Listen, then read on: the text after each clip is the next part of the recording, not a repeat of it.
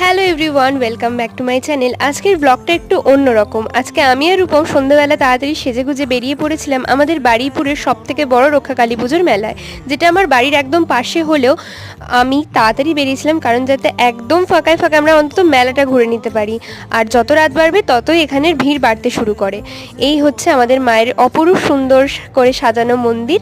মা আসেন রাত্রিবেলা, সারা রাত ধরে পুজো হয় এবং ভোরের মধ্যেই মাকে বিসর্জন দেওয়া হয়।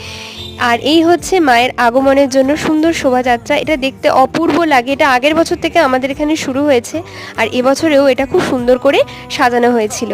এরপর আমাদের যথারীতি মায়ের আগমন ঘটলো। তোমরা একবার আমাদের মাকে দর্শন করে নাও, অপরূপ সুন্দর করে সাজানো মায়ের মূর্তি।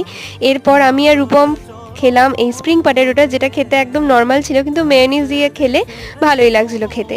এরপর শেষবারের মতো আমরা ঠাকুরের দর্শন করলাম। আসছে বছর আবার এসো মা। দেখা হচ্ছে অন্য একটা ভ্লগে। বাই।